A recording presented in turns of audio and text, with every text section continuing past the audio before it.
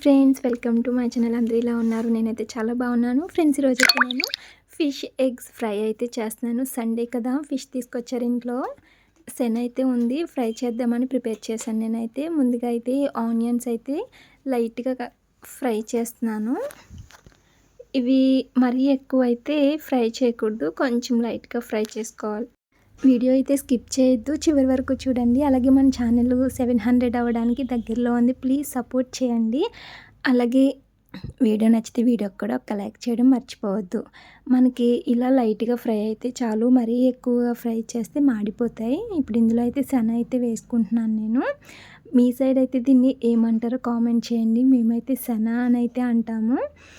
అలాగే ఇప్పుడు మనం ఇందులో శన అయితే వేసుకున్నాం కదా, వేసుకున్న తర్వాత దీనిలో కొంచెం పసుపు కూడా యాడ్ చేసుకోవాలి. మనం పసుపు వేయడం వల్ల నీసి వాసన రాకుండా ఉండడం కోసం పసుపు అయితే యాడ్ చేసుకున్నాము.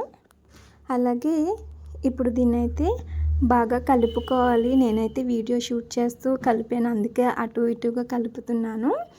ఇది బాగా స్మాష్ అయ్యేటట్లు ఈ సన్నంతటిని కలుపుకోవాలి. దీన్ని మనం సరిగ్గా కలుపుకోకపోతే ఉండలు కింద ఉండిపోతుంది. ఇలా ఉండిపోవడం వల్ల మనకి తర్వాత పచ్చి వాసన వస్తుంది, స్మెల్ వస్తుంది. అందుకే మనం కలుపుకునేటప్పుడు మనకి బాగా స్మాష్ అయ్యేటట్లు బాగా కలుపుకోవాలి. ఇలా ఒక 5 మినిట్స్ చేసిన తర్వాత ఇందులో అయితే అల్లం వెల్లుల్లి పేస్ట్ అయితే వేసుకుంటున్నాను నేను.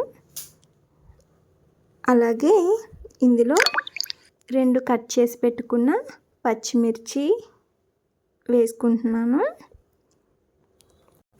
ఫ్రెండ్స్, వీడియో అయితే స్కిప్ చేయొద్దు, చివరి వరకు చూడండి. పచ్చిమిర్చి కూడా వేసుకున్న తర్వాత మళ్ళీ ఒకసారి కలుపుకుంటున్నాను. మనం అల్లం వెల్లుల్లి అలాగే పచ్చిమిర్చి వేసాం కదా, అల్లం వెల్లుల్లి బాగా అంతా కలిసేలాగా కలుపుకోవాలి. ఇలా కలుపుకున్న తర్వాత ఒక 2-3 మినిట్స్ తర్వాత నేను మళ్ళీ ఇందులో అయితే తగినంత ఉప్పు అయితే వేసుకుంటున్నాను. అలాగే తగినంత కారం కూడా ఇందులోనే వేసుకుంటున్నాను. మన రుచికి సరిపడా కారం అయితే వేసుకుంటే సరిపోతుంది. అలాగే ఇందులో కొద్దిగా ధనియాల పొడి కూడా వేస్తున్నాను నేను. అలాగే కొద్దిగా గరం మసాలా కూడా వేసుకున్నాను. ఇప్పుడు మళ్ళీ బాగా కలుపుకోవాలి అన్నీ పట్టేటట్లు. ఇది ఉండలు కింద ఉండిపోకుండా అంతా బాగా కలిసేలా కలుపుకోవాలి. అలాగే ఇప్పుడైతే ఇవన్నీ బాగా కలుపుకున్నాం కదా, ఒకసారి మూత పెట్టుకొని ఒక 5 మినిట్స్ అయితే ఇలా స్టవ్ మీద అయితే ఉంచండి. తర్వాత 5 మినిట్స్ తర్వాత ఓపెన్ చేసి నేనైతే కొత్తిమీర అయితే వేసుకుంటున్నాను. ఒకసారి మళ్ళీ మొత్తం సనంతటిని బాగా కలుపుకోవాలి, కొత్తిమీర అంతా కలిసేటట్లు. ఇప్పటి వరకు మనం మూత పెట్టి ఉంచాం కదా, ఇదంతా బాగా కలుపుకోవాలి. చూడ్డానికైతే చాలా బాగుంది కదా, రుచి కూడా చాలా బాగుంది. ఒక్కసారి ఇలా ట్రై చేసి చూడండి, మీ ఫేవరెట్ అయిపోతుంది.